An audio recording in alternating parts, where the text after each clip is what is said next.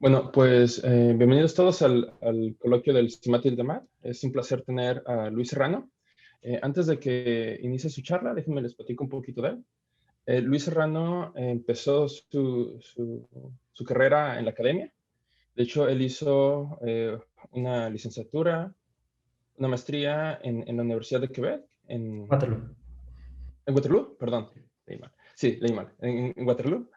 En matemáticas, hizo un doctorado en matemáticas puras en la Universidad de Michigan y luego hizo un postdoctorado en la Universidad de Quebec.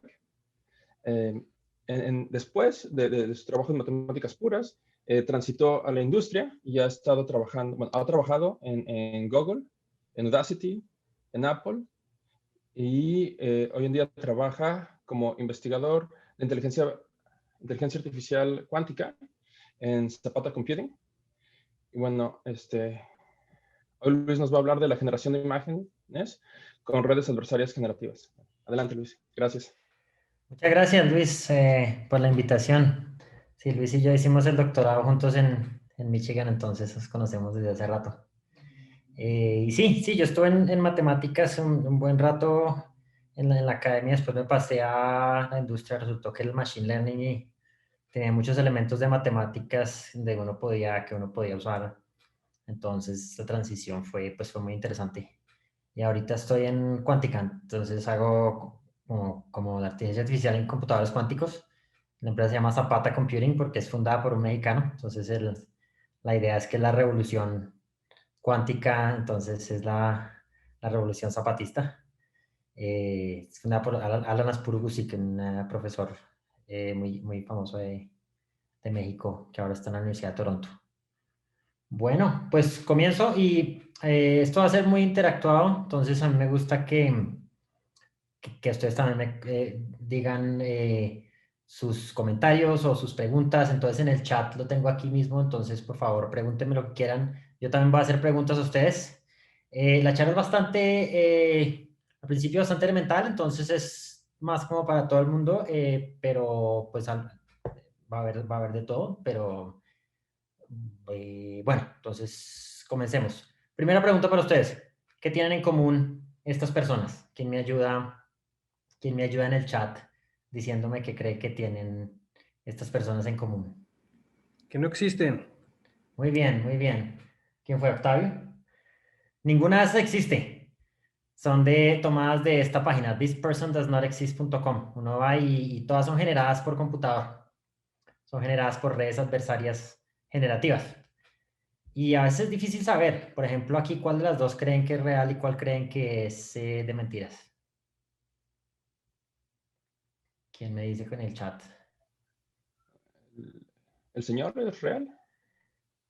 El señor de la izquierda, sí se parece a Bolsonaro. Bueno, les digo, el de la derecha es real. A la derecha. De aquí,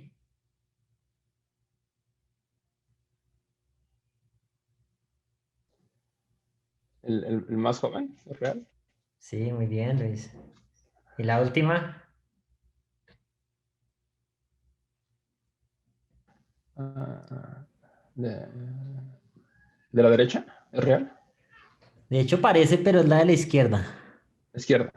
Sí. Nota que al lado de los GAN son muy malos para generar como, aparte de la persona, entonces lo de atrás normalmente es un poco más loco. Esta tiene como la amiga que está ahí al lado que se ve un poco extraña. Entonces, así es más o menos la forma de hacer, pero es difícil, es difícil. Entonces, bueno, el que le guste el código, esta charla viene con un repo que si quieren pueden echarle un vistazo. Es en mi GitHub, Luis Serrano /GANs.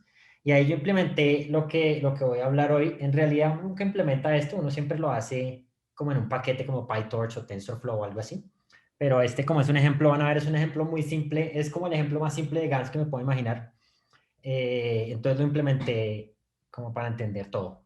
Así que el que quiera tener esto en otra ventana y echar un vistazo, pues bienvenido. Entonces, la idea general de una red adversaria generativa es dos redes neuronales. Ahora, el que sepa redes neuronales, perfecto. El que no se preocupe porque todo lo que vamos a usar lo vamos a definir hoy. Entonces, no se preocupen, ¿listo? Entonces la idea es que una red es el generador y la otra red es el discriminador. ¿A qué me refiero? A que tenemos, lo que queremos es generar, ay, compartan el link de GitHub, dice alguien. Sí, te lo voy a poner aquí mientras tanto. ¿Listo? ¿Alguien puede ayudarme a escribir esto en el chat? Luis Gui Serrano /Cans. Entonces, queremos generar, gracias, Error. Queremos generar imágenes falsas. Eso es como pintar pinturas que no son legítimas, ¿no? Entonces tenemos un ladrón que es el que trata de ¿cómo se dice esa palabra? Falsificar la imagen. Y el discriminador, que es como el policía, que es como el crítico de arte, que es el que le dice, no, esa imagen no es. Entonces el generador primero no sabe nada, entonces empieza generando una imagen cualquiera y el discriminador fácilmente le dice, no, esta no es de verdad. Entonces el generador aprende un poquito y dibuja una mejor, pero el discriminador le dice, todavía no. Y sigue mejorando el generador, el discriminador le dice, no, todavía no. Y sigue mejorando hasta que algún día logra hacer una imagen que confunde al discriminador. Entonces ahí es cuando el generador gana. Eso es lo que vamos a hacer, pero con Machine Learning, ¿no? Entonces el proceso un poquito más en detalle es que hay una red neuronal. Por ahora piensen en una red neuronal como una función a la que yo le meto una entrada y sale una salida, ¿no? Entonces la entrada puede ser valores de píxeles. Entonces puede ser una imagen, ¿no? Con todos los valores de los píxeles de esa imagen. Entonces yo meto la primera imagen y el discriminador lo enseño a que diga que sí a las imágenes reales. Entonces cuando le meto una imagen real, yo quiero que el discriminador diga sí. Mientras que si le meto una imagen falsa del generador, yo enseño al discriminador a que diga que no. Y la idea es eso. Le meto una imagen real, el discriminador dice sí. Le meto una imagen falsa que sale del generador y el discriminador dice no. Entonces, yo voy a definir esto, pero yo entreno estas dos redes para que sean óptimas. Y entonces termino entrenando al generador para que me genere las imágenes más perfectas que pueda y al discriminador para que se vuelva muy bueno en diferenciar las imágenes reales de las que vienen del generador. ¿Vale? Esto lo voy a entrar en detalles, así que no se preocupen. Entonces, la forma como trato yo de entender los GANs es imaginándome la situación más simple posible. O sea, la imagen más simple, la red neuronal más simple, estudiando eso y después ya es fácil imaginarse lo que es una red neuronal ya grande. Entonces me imagino, mi mundo imaginario es el siguiente. Es un mundo donde hay personas, pero las personas todas son muy flacas y alargadas y están inclinadas a 45 grados, ¿no? En este mundo hay tecnología, pero es muy básica. Entonces hay pantallas, unas pantallas de computadora, pero solamente tienen blanco y negro y solamente tienen 4 píxeles, 2 por 2. O sea, no se pueden hacer así como las imágenes más complicadas del mundo. Y también hay redes neuronales, pero estas redes neuronales solamente tienen una capa. En este mundo nuestro tenemos redes neuronales de cientos, miles de capas, pero en este mundo especial solamente hay una capa.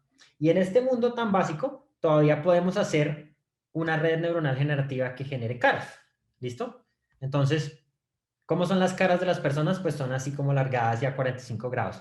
En una pantalla de 2x2, de 2 colores, lo más que puedo hacer es pintarlas así, ¿no? Entonces, si yo tomo fotos y las pongo en una cámara, las fotos, la mayoría tienen las dos píxeles de las esquinas arriba izquierda y abajo derecha son oscuras y las otras dos son claras. Cualquiera de esa imagen que satisfaga eso es una cara. Las que no son caras, pues las llamo ruido, ¿no? Son todas las que sean diferentes, o casi que 4 números aleatorios me dan una cara que sea ruido, ¿no? Entonces tengo mis caras y tengo mi ruido. Y voy a enseñar a hacer una pequeña función que me genere las de arriba y no las de abajo. Y otra función que me diferencie las de arriba y las de abajo, ¿vale? Para poner números, pues hago que los píxeles blancos sean 0, los negros sean 1 y todos los valores en el medio. Y entonces me dan estas las caras y el ruido. ¿Listo? Ahora construyamos el discriminador. Entonces, ¿cómo se construye el discriminador? El discriminador es una función matemática, básicamente, que me dé, por decir, un valor de 1 con las caras y un valor de 0 con el ruido, ¿sí? ¿Quién me ayuda a pensar así como en una función fácil que me dé, o no que me dé un valor de 0 y 1, sino que me diferencie las caras y el ruido? ¿Quién me ayuda? Si quieren por el chat les doy un tiempito. Como una función que en su mayoría, si le meto una cara me da como algún valor y si meto ruido me da otro tipo de valor. Y que yo pueda decir, ah, bueno, esa me sirve para enseñarle a un computador que las diferencie.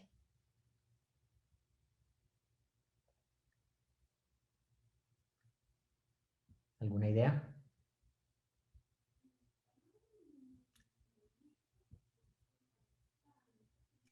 If matrix sum Ok. iguals 2. Uy, está bueno, me la escribió en Python. Buen trabajo, Ricardo. Sí, algo así como la diagonal, ¿no? Yo pienso lo siguiente, estas dos son grandes y estas dos son pequeñas, ¿sí o no? En una cara. Entonces, si yo sumo las dos grandes y le resto las dos pequeñas, pues me da más grande que si lo hicieran en estas, ¿no? Porque estas son cualquier valor, ¿sí? Entonces, por ejemplo, si sumo estas dos y resto estas dos, pues en una cara me va a dar un valor grande como cercano a 2 y en otra ruido me va a dar algo aleatorio que normalmente va a estar cercano a 0. Aquí, por ejemplo, me da 2, ¿sí? 1 por 1 más 1 por 1 menos 0 menos 0, mientras que aquí me daría como menos 0.5. Entonces yo puedo poner un separador, ¿no? Como ¿cómo se dice? Un límite. Y le voy a decir, mi algoritmo es, así ahí está, Octavio puso la función. Sumo las diagonal, resto la otra diagonal. Y si me da más que 1, pues digo que es cara, y si me da menos que 1, digo que no es cara. Y puede que no esté correcto todo el tiempo, ¿no? Puede que yo ponga números aleatorios y me salga una cara, no importa. El hecho es que en su mayoría funciona. Lo voy a poner así, esto es una red neuronal muy simple, que lo que hago es que le meto los numeritos, el 1 y el 0, en estos círculos grises y multiplico el valor por el valor de la arista. Y el verde, si el verde que es el separador, ahora lo pongo como negativo y ahora se llama el sesgo, en inglés se llama el bias. Y entonces yo digo, listo, yo sumo cada valor. 1 por el 1 rojo, 0, más 0 por el menos 1 azul, más 0 por el menos 1 azul, más 1 por el 1 rojo, menos el sesgo. Y eso me tiene que dar positivo si es cara y negativo si no es cara, ¿no? Esto me da 1. Y ahora voy a hacer una función continua porque todo lo que hacemos va a tener en algún momento unas derivadas. Entonces le hago una función continua que es el sigmoide. Sigmoide es muy sencillo. Es 1 sobre 1 más e a la menos x. Es una función que cuando los números son negativos me da cercano a 0, cuando los números dan positivos me da cercano a 1. Y entre más grande, más cercano a 1 y entre más negativo, más cercano a 0 y en el 0 me da 0.5. Entonces esa va a ser mi función que la aplico al 1 y me da 0.73.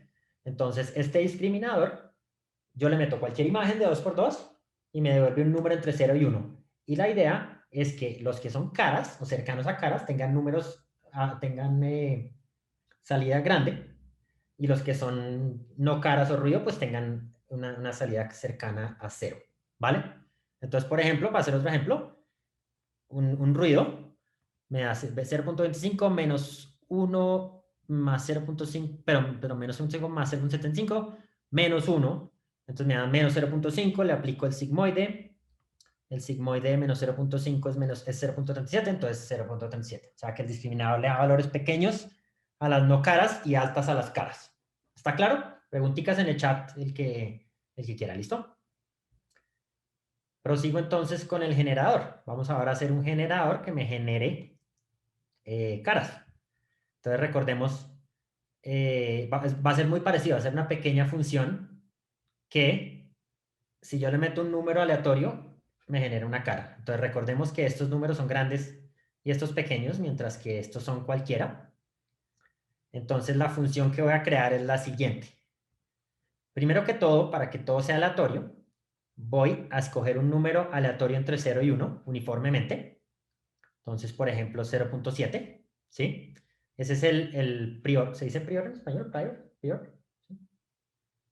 ¿Cómo se dice prior? El prior. Y de ahí saco un número aleatorio. Ahora, con este número aleatorio, voy a hacer lo siguiente. ¿Listo? Tengo lo que dice ahí bias en realidad es sesgo, se me olvidó traducir, sesgo. Y voy a hacer la siguiente función, voy a multiplicar mi número z por el número de la lista y le sumo 1 por el número que hay en la lista. Entonces ahí me da 1 por 0.7 más 1, que es 1.7. Ahora aquí voy a tener dos aristas de menos 1 y menos 1. Entonces hago lo mismo, 0.7 por menos 1 más 1 por menos 1, menos 1.7. Aquí hago lo mismo. Y aquí hago lo mismo. Ahora le aplico el sigmoide a todas. Y me dan estos valores. Y ahora esos valores los pongo en los cuadraditos correspondientes. Entonces, si ven cómo si yo hago esto, cualquier número que le meta entre 0 y 1 me va a dar una cara, ¿cierto? Porque los valores, el primer valor de arriba y el cuarto van a ser grandes porque estoy multiplicando mi número por 1 y le estoy sumando 1, mientras que los otros dos van a ser pequeños. Entonces puede que no me haga las caras más nítidas del mundo, pero esta función, si yo le meto un número aleatorio, ¡trum!, saca una cara. Entonces ese es un generador de caras. ¿Sí? ¿Está todo claro o tiene alguna pregunta? Sí, sí, obvio. Me dice, todavía no está muy simétrico. Sí, este es un caso muy, muy bebé. El caso general, pues va a ser una red neuronal con varias capas que ya no genera. Este es como el ejemplo de muy, muy simple, pero sí, el que nos va a dar ahorita al final no va a estar tan simétrico. ¿Listo? Bueno, prosigo. ¿Cómo se entrena esta red neuronal? Es básicamente cómo hago para encontrar estos valores rojos y azules, porque esos rojos y azules me los inventé yo. ¿Cómo hago para encontrarlos solos, dándoles solamente las imágenes? Entonces, la forma como todo se entrena, o casi todo se entrena en Machine Learning, en particular las redes neuronales, es con una función de error. Entonces, yo lo que hago es decirle a mi algoritmo qué tan mal está para que el algoritmo mejore un poquito, mejore la función. Es básicamente minimizar funciones y pues las matemáticas, hay mucha teoría de minimizar funciones, entonces nos vamos a beneficiar de eso. Entonces lo que vamos a hacer es lo siguiente. Yo lo que quiero predecir es una etiqueta, ¿sí? Entonces yo tengo, por ejemplo, lo que son caras, les doy etiqueta de 1 y las que no son caras les doy etiqueta de 0. Y yo quiero que mi red neuronal prediga ese 1 o ese 0, ¿sí? Que le llegue lo más cerca. Entonces, digamos que yo tengo una etiqueta de 1 y la red neuronal me predice un 0.1. Entonces, mi función me dice 0.1, pero yo quería que me adivinara un 1. Entonces, ¿eso qué es? Eso es un error grande. Mientras que si la etiqueta es 1 y la red neuronal dice 0.9, el error es pequeño. ¿Listo? Entonces, yo lo que quiero predecir, vamos a hacer una función que lo que yo quiera, que si está lejano de lo que yo quiero predecir, me dé grande y si está cercana me dé pequeña. ¿Quién me ayuda con alguna función ahí que me dé un valor grande para 1 y 0.1 y pequeño para 1 y 0.9? Hay muchas, entonces, aunque me digan una, me sirve. 1 entre X. Sí, 1 entre X, 1 menos X. Vale. La que voy a escoger es un poquito extraña, pero es el menos logaritmo de la predicción. Porque menos logaritmo de la predicción resulta que es grande si le doy un número muy pequeño y pequeño si le doy un número muy grande cerca a 1. Solamente es entre 0 y 1, así que solo me tengo que preocupar por eso. Y infinito si le doy 0, entonces es... eso lo llamo el log loss. Entonces, menos logaritmo de la predicción. Si yo le meto un número muy pequeño, me da un error grande. Si le meto un número muy grande, me da un error muy pequeño. ¿Listo? Ahora, si lo que yo quería no era predecir un 1, sino predecir un 0, entonces la predicción de 0.1 es buena. ¿Sí? El error es pequeño. Si yo quiero que saque un 0 y me predice un 0.9, pues el error es gigantesco. Ahora, otra función que voy a usar acá es esta, menos logaritmo de 1 menos la predicción. Entonces aquí sería menos logaritmo de 0.9, que es pequeño, y aquí menos logaritmo de 0.1, que es grande, ¿vale? Entonces, si quiero que me prediga un 1, le digo, tu error es menos logaritmo de la predicción. Si quiero que me prediga un 0, le digo, Tu error es menos logaritmo de 1 menos la predicción. Que está aquí, ¿no? Si me predijo un número pequeño, el error es pequeño. Si me predijo un número grande, el error es grande. Yo puedo meter esas todas en una función, ¿no? Pónganle cuidado a esta función. Miren que si la predicción es y sombrerito y lo que yo quiero predecir es y, esta función menos y logaritmo de predicción menos 1 menos y logaritmo de 1 menos predicción funciona porque si y es 1, yo tengo el primer término y si y es 0, yo tengo el segundo término. ¿Vale? Entonces, esa es mi función de error. Entonces, para cualquier red neuronal, yo digo, bueno, ¿qué quería que predijera? ¿Qué quería que me sacara? ¿Y qué me sacó? Lo meto en esa función y me da un error grande si se equivocó y pequeño si no se equivocó. Ahora sigamos con redes neuronales. Las redes neuronales es muy parecida a lo que acabamos de ver. Yo tengo, por decir, una función y esta función tiene n entradas, x1 hasta xn, y los parámetros son w1, w2, wn y b. Entonces, la salida de este nodo azul es la función sigmoide, que les expliqué al principio, aplicada, me faltó ahí una b, perdonen, es x1w1 más x2w2 más xnwn más b, que fue lo que hicimos con el discriminador, ¿no? Hago una de estas para muchas de estos nodos. Ahora, todo lo que sale de acá lo meto en una siguiente, ¿no? Entonces, en la siguiente capa hago sigmoide de H1, que es lo que salió del primer nodo por el valor de esa arista, etcétera, más B, y así. Entonces, una red neuronal simplemente aplico esta función sigmoide, aplico combinaciones lineales y sigmoides muchas veces, ¿sí? Yo lo puedo ver como un producto de matrices y sigmoides. Entonces, tengo mi x1, xn, lo multiplico por una matriz, le aplico el sigmoide a cada entrada, lo multiplico por otra matriz, le aplico el sigmoide a cada entrada, por otra matriz, le aplico el sigmoide, y puedo hacer eso, si lo hago 100 veces, digo que mi red neuronal tiene 100 capas. Y hay un teorema que dice que esto es un aproximador universal de funciones. Entonces, si tú tienes cualquier función continua de Rm a Rn, la puedes aproximar tan cerca como quieras, basada en cualquier norma, L1, L2, el infinito, con una red neuronal lo suficientemente grande. De hecho, hay un teorema más fuerte que dice que con una red neuronal de una sola capa ya puedo aproximar cualquier función. La capa tiene que ser grande, pero esa es la idea. Contesto una pregunta de Ricardo, dice, ¿sería un sigmoide por cada píxel de la definición de la imagen? Sí, sí. La imagen me da, ahorita te muestro más detalle, pero sí, la idea es que la imagen, por decir, es de 100% y yo logro volver eso un vector gigantesco, ¿no?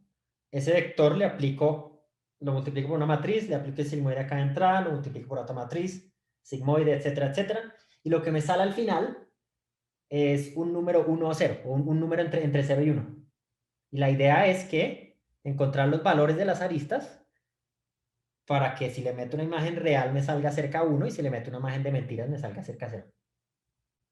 ¿Sí? Entonces, encontrar los valores de todas las aristas es un problema complejo porque son muchas aristas, ¿no? Pero eso se llama entrenar una red. Entrenar una red se llama encontrar los valores de las aristas lentamente. Pregunta Octavio, dice, ¿con cualquier sigmoide se vale el teorema? Sí, el teorema de la aproximación universal funciona con casi cualquier sigmoide. Creo que hay unos requerimientos, pero tiene que separar valores. Tiene que mandar algunos a 0 y otros a... Tiene que ser algo que cuando eres negativo se vuelva cerca a 0 y cuando eres positivo se vuelva cerca a 1. O al menos que separe esos dos valores. Vale, ¿alguna pregunta? ¿O todo claro? Bueno, entonces ahora les voy a explicar el proceso de entrenamiento de una red neuronal. Un poco en alto nivel, pero la idea es que yo quiero reducir una función. Entonces, si yo quiero, por decir, imagínense esto en muchas dimensiones, ¿no? Esto no es solamente en dos, pero si yo quiero reducir una función, encontrar el mínimo de una función, pero la función es muy compleja, pues no puedo igualar todas las derivadas a 0 y que me den 0, sino que hago el proceso de gradiente, de descenso gradiente, que es que yo estoy, por decir, por acá y calculo la gradiente. La gradiente es la dirección en la que la función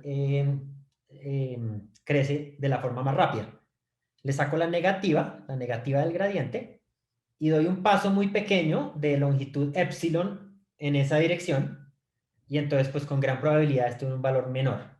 Si aplico eso muchas veces, pues llego a un mínimo de la función. Puede que sea mínimo local, hay formas de tratar de escaparse de eso, pero por ahora imagínense que con ese proceso de descenso gradiente podemos llegar a entrenar cualquier red neuronal, ¿sí? A minimizar la función de error. ¿Cuál función de error? La de y logaritmo de no sé qué, esa, ¿sí? Entonces, en principio, lo que hacemos es esto. Nuestra entrada es x1 hasta xn, y nuestra salida es y sombrerito. Esa es la predicción. Ahora, queríamos un valor y. Entonces, aplicamos la función de error. Quiero minimizar esa función de error. Esa función de error la minimizo usando descenso gradiente. ¿Qué es la función de error? Es una función de todas estas aristas, del valor de todas estas aristas W. Una función gigantesca en todas las aristas. Entonces aplico descenso gradiente para disminuir la función de error. Entonces esto me aumenta, me disminuye el KWI, ¿sí? Y eso me disminuye el error, ¿vale? Entonces con solamente datos yo puedo entrenar una red que, o sea, con solamente parejas entrada-salida. La idea es esta. Yo tengo una cajita que es mi función.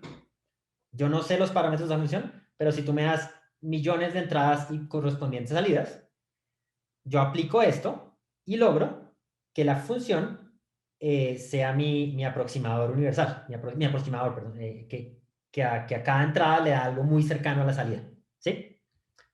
Básicamente algo así, ¿no? Yo aplico la red neuronal, me da la predicción, me da un error, yo quiero disminuir este error, entonces saco la derivada, esto sería una regla de la cadena, ¿no? Yo saco la derivada con respecto a cada una de las aristas, y eso me ayuda a disminuir el error.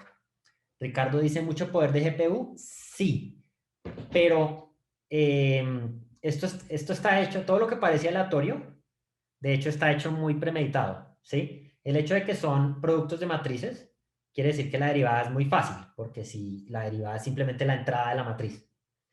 Y el sigmoide, que parece una función rara, tiene una derivada preciosa. El sigmoide es 1 sobre 1 más e a la menos x. La derivada de sigmoide es sigmoide de x por 1 menos sigmoide de x. Entonces, eso lo hace muy fácil. Entonces, esto está hecho de tal forma que los cálculos son rápidos, pero sí requiere una red neuronal normal para imágenes. Yo la puedo entrenar en mi computador. Una red para, por ejemplo, generar letras escritas a mano, yo la puedo entrenar en mi computador en algunos minutos. Para caras ya se demora, ya tal vez necesitaré un GPU o algunas horas de estar ahí procesando, pero las redes están hechas de una forma inteligente que requiere menos poder del que requeriría, pues, que uno se imaginara para generar caras o algo así.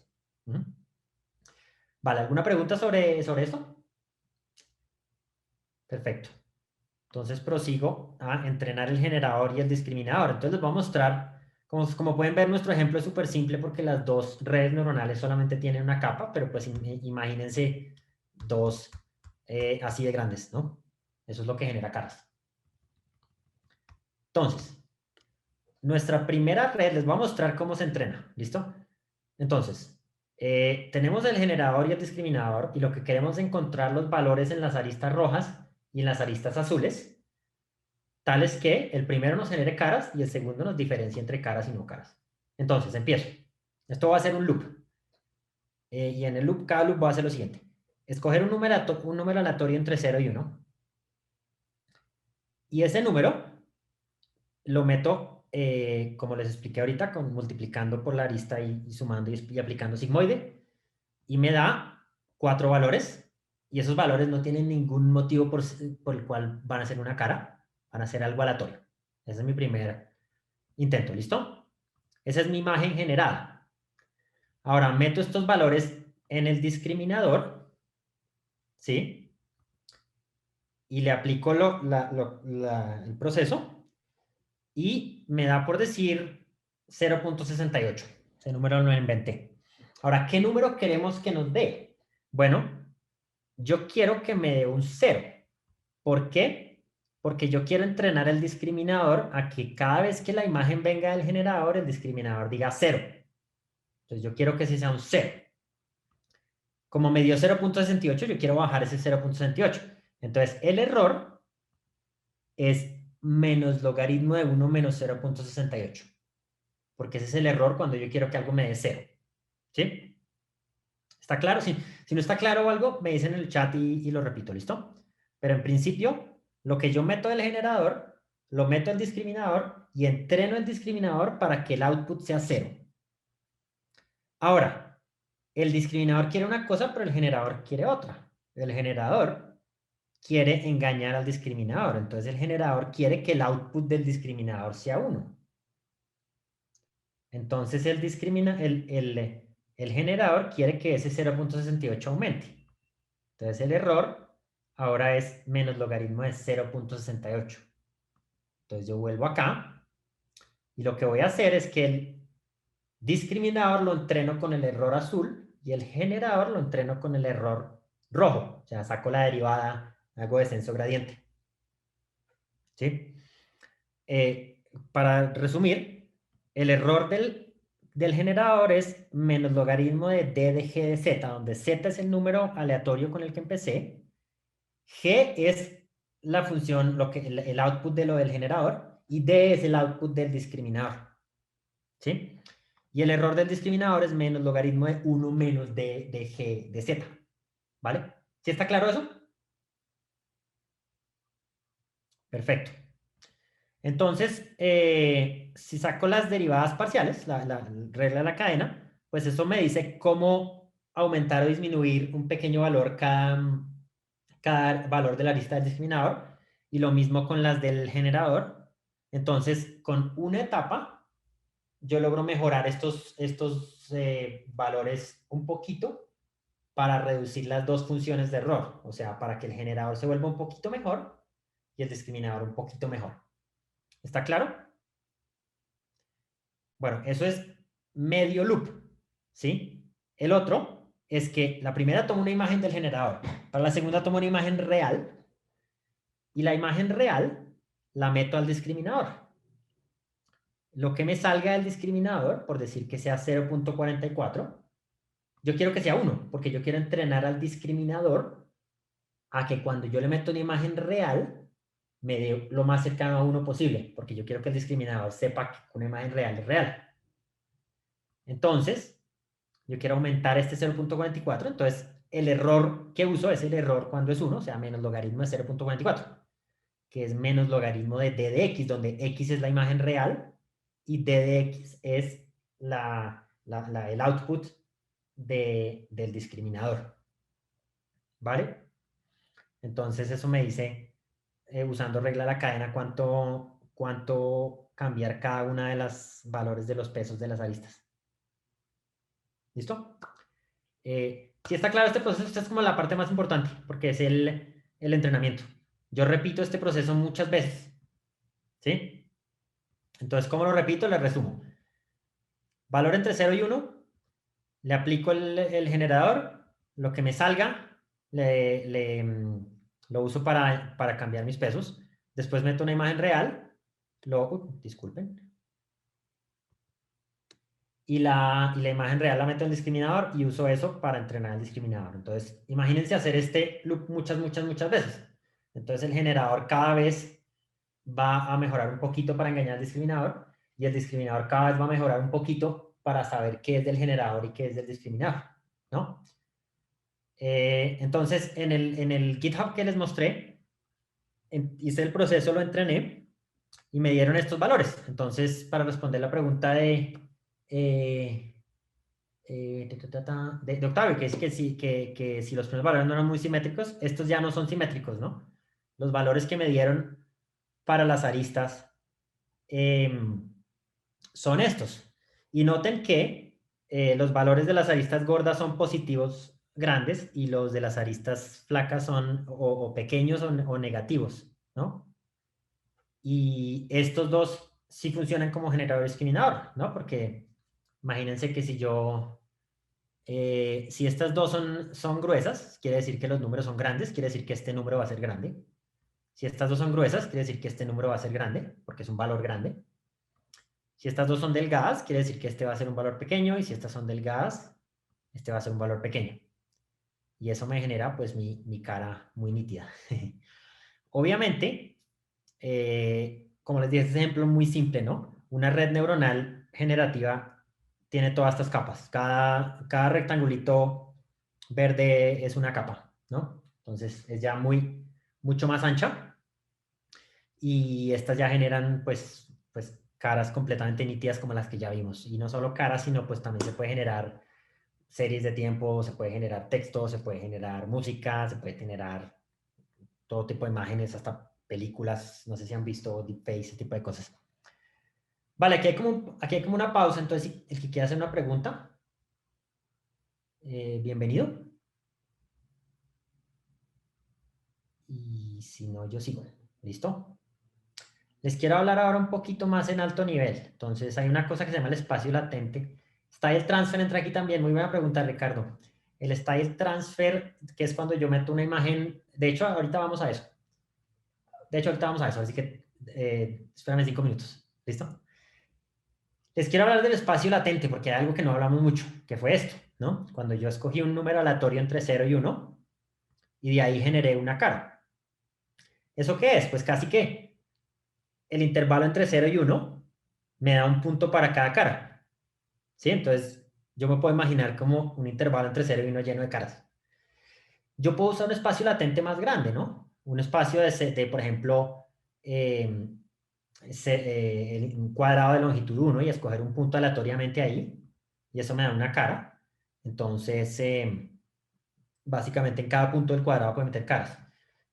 Y eso se vería así, ¿no? Si yo escojo puntos en el cuadrado y a cada uno le genero su cara, pues me da algo así, ¿no? Porque imagínense, si yo cambio un poquito el input, pues el output no cambia mucho. Entonces hay como una forma de ver las caras de una forma continua. En general, un espacio latente yo puedo pensar en el intervalo 0,1 elevado a la n, o sea, un hipercubo de n dimensiones. Y ahí escojo puntos aleatorios y en cada punto lo mando a una cara, ¿sí? Ahora, hay muchas arquitecturas que exploran el espacio latente, ¿no? Entonces, porque pensar que el espacio latente es así, pues sí, siempre se piensa eso, pero en realidad el espacio latente es más como así, ¿no? Por aquí hay caras, pero por aquí no, y por aquí hay ruido, y por aquí hay otras imágenes, como cosas. En realidad no es un cuadrado. Entonces, si yo escojo puntos aleatorios de un cuadrado, puede que no esté generando las mejores caras, ¿no? Porque lo que estoy es asumiendo que la distribución de caras es uniforme, cuando en realidad puede ser cualquier cosa. ¿Sí o no? Entonces hay algo que se llama las redes adversarias generativas asociadas, que hacen lo siguiente. Mi prior, mi espacio latente, que es de donde yo escojo mi punto para que ese punto se vuelva una cara, yo escojo cualquier punto y ese punto me genera una imagen, tal vez no muy buena. Ahora, si le meto una imagen real al discriminador, miremos la última capa antes de que me responda 0 y 1. Esta me responde 0 para imágenes falsas y 1 para imágenes verdaderas, ¿no? Si yo miro este espacio y lo hago de tal forma que sea del mismo tamaño que el de la izquierda, pues esto me cae en un punto por acá. Y si yo le meto muchas imágenes reales, pues me cae en puntos por todo lado. Y obviamente no van a ser puntos uniformes en todo el espacio, sino que va a haber muchos por acá y unos por acá y por aquí un espacio. Entonces yo puedo encontrar esa distribución. Si yo logro encontrar esa distribución de puntos, la traigo a mi espacio latente y escojo puntos en el espacio latente y esos me van a dar mejores imágenes. ¿Sí o no? Entonces, si yo estudio la distribución de puntos que salen del discriminador, puedo mandar mejores puntos al generador. Esa es una arquitectura que se ha estudiado bastante. ¿Cómo hago para encontrar esa distribución? Pues hay muchos algoritmos que, dados los puntos, me ayudan a encontrar la distribución. Se llaman Restricted Boltzmann Machines, o se llaman Quantum Circuit Board Machines, porque ahí entran los computadores cuánticos. Uno puede usar computadores cuánticos para modelar distribuciones muy bien, etcétera. Entonces, esta es una arquitectura que es usada para eso. También está la ley del paralelogramo, que es algo interesante, ¿no? No sé si algunas veces han visto este tipo de aritmética. Mujer sonriente menos mujer neutral más hombre neutral es hombre sonriente. Este tipo o hombre con gafas menos hombre sin gafas más mujer sin gafas da mujer con gafas o algo así.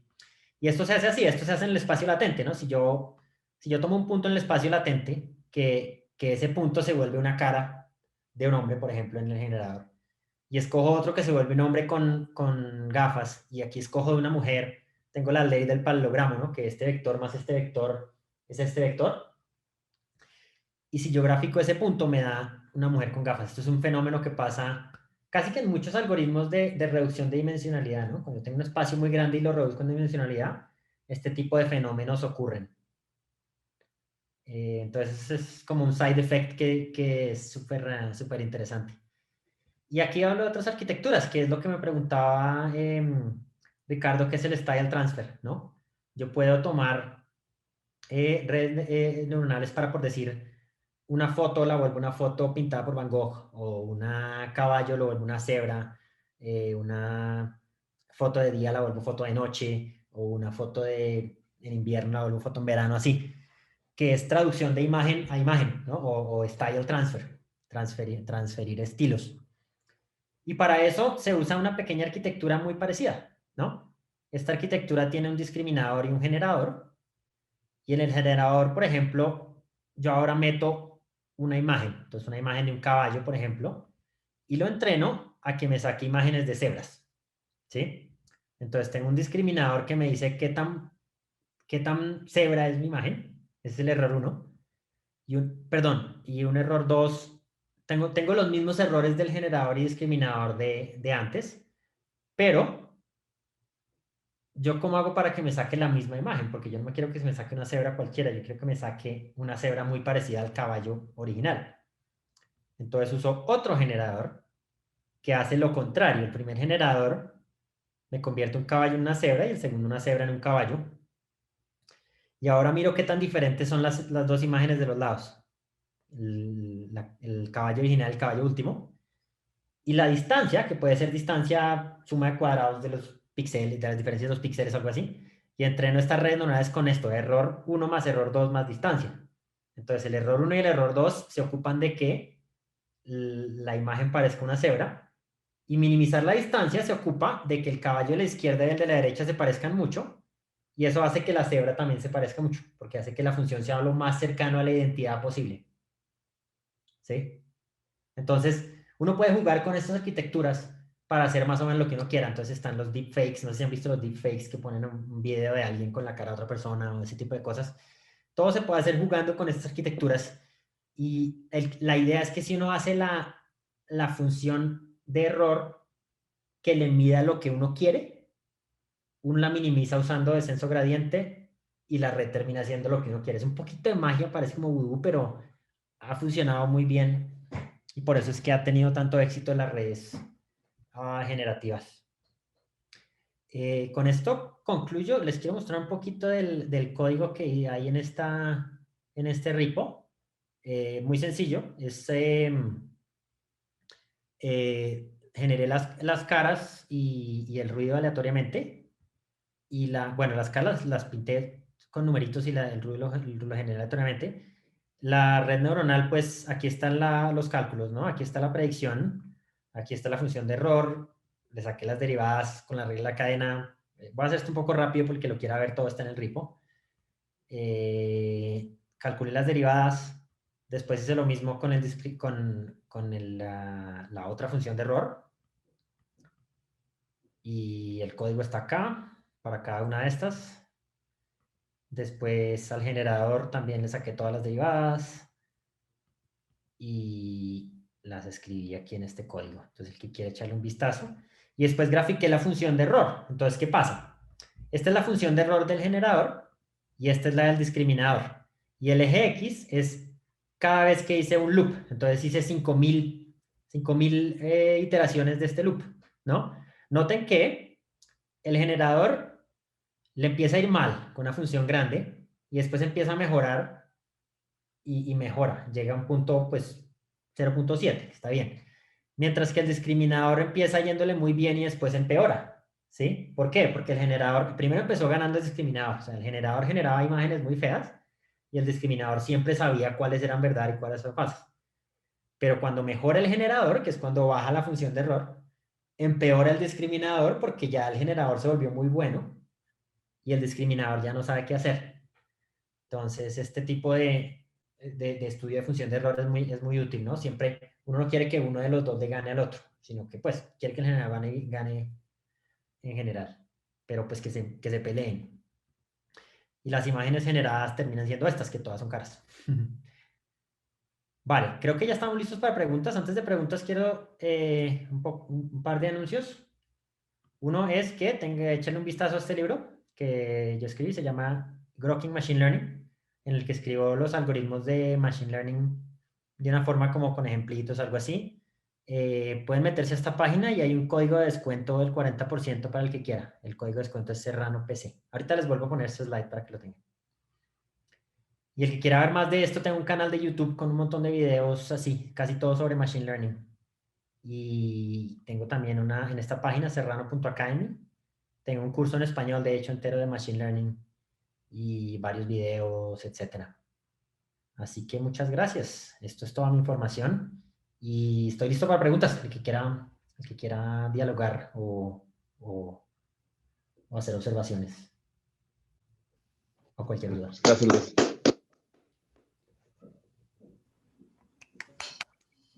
Gracias. A ver si hay preguntas en el chat, porque, no, sí. Creo que respondí todas las preguntas, ¿no? Si me faltó alguna, por favor, mándenla de nuevo. Creo que sí contestas todas. Si alguien quiere quitar el mute y hablar, o poner la cámara o algo así para hacer Sí, el que quiera. está bien, ¿eh? Hola.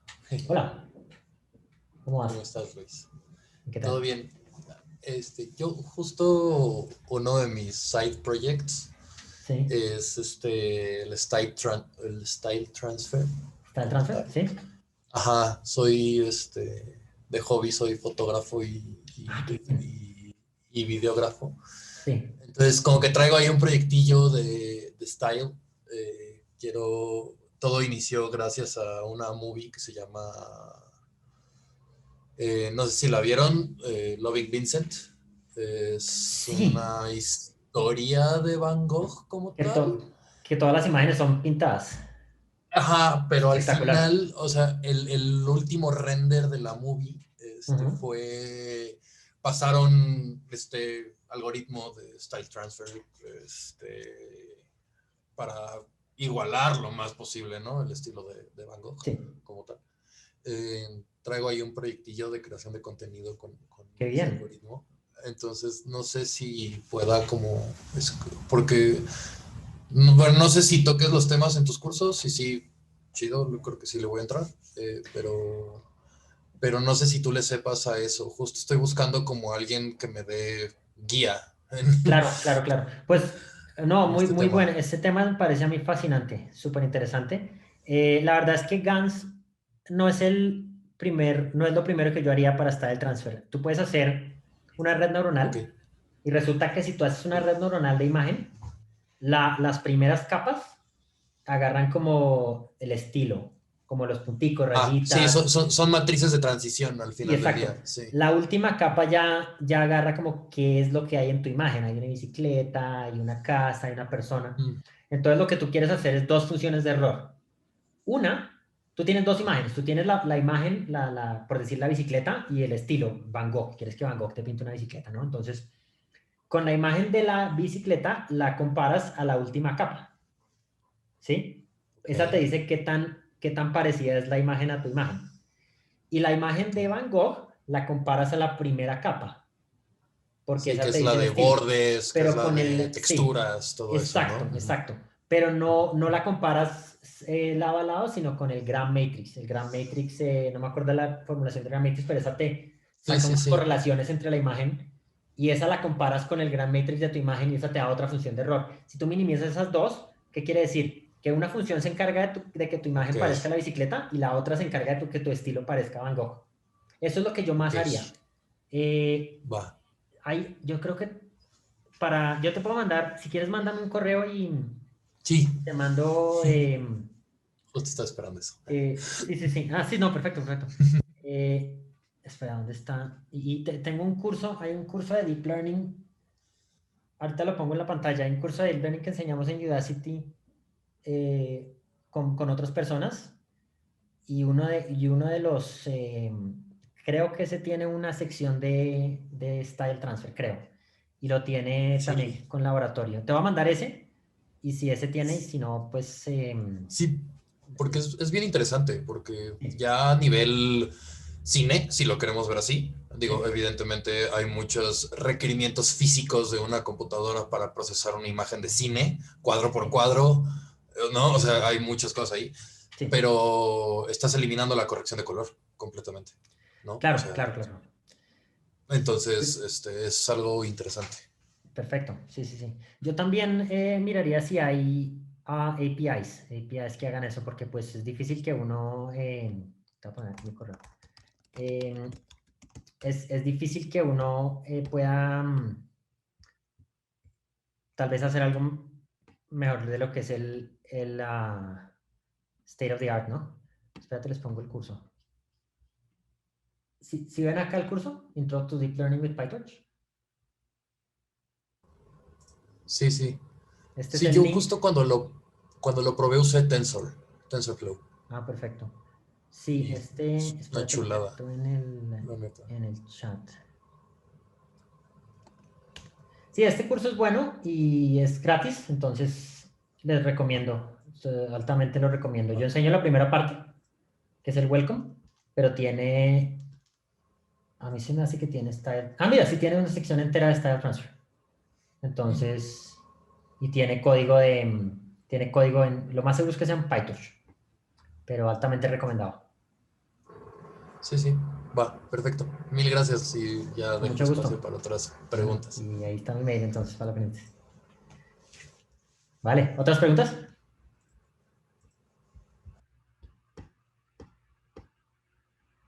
Te vuelvo a poner acá mi presentación.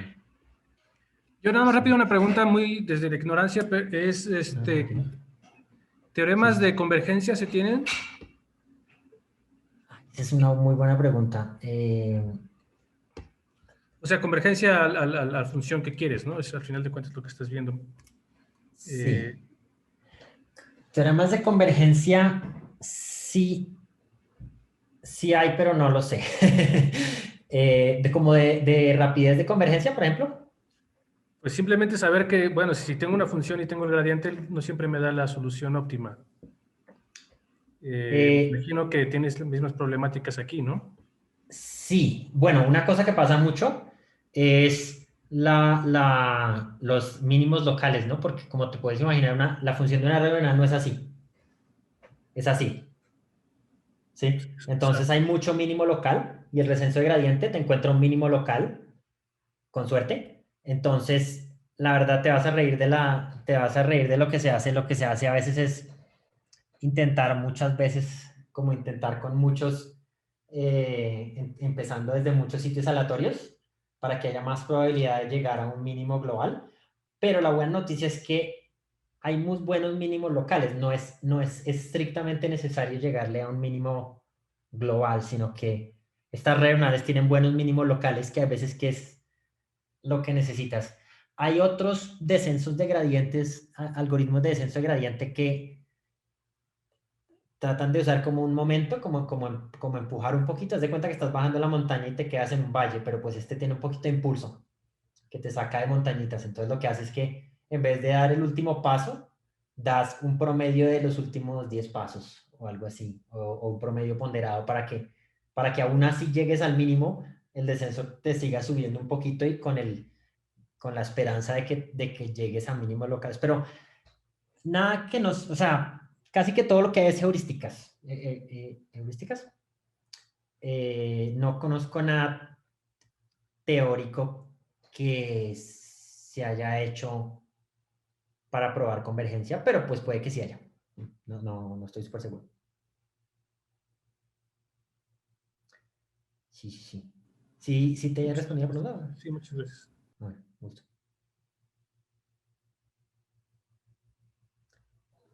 Aquí, ¿Alguna otra pregunta? les dejo aquí el código por si alguien quiere echarle un vistazo al libro. Código de 40%, mientras tanto. ¿Alguna otra pregunta, observación?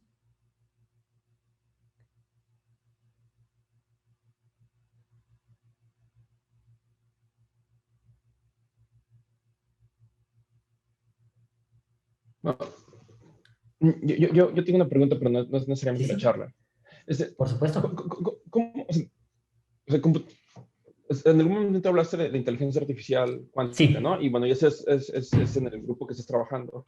sí, Pero según tengo entendido, o sea, no hay una computadora cuántica o que yo sepa, que pueda sí, llegar y usar como uso mi computadora en la casa, ¿no? sí, no. ¿Cómo trabajan con esto? ¿O cuál es como el reto? Claro, qué buena pregunta. Sí, sí, sí. Pues mira,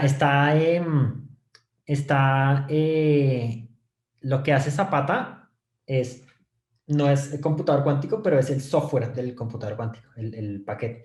Entonces tú puedes accesar, hay unos cuantos computadores cuánticos grandes, IBM, Rigetti, Honeywell, creo que Google, y tú puedes con el software de Zapata que se llama Orquestra, usar, usar el computador cuántico, ¿sí? Entonces lo que haces es mandas un workflow, mandas como un YAML a algo que se llama el Quantum Engine, ¿sí? Eh, sí, eso es más o menos como lo usarías. No, sí, no sé qué más puedo elaborar ahí, como tú haces como tu flujo, ¿no? Como tu algoritmo de machine learning, y normalmente el computador cuántico solo se usa más que todo en una parte pequeña.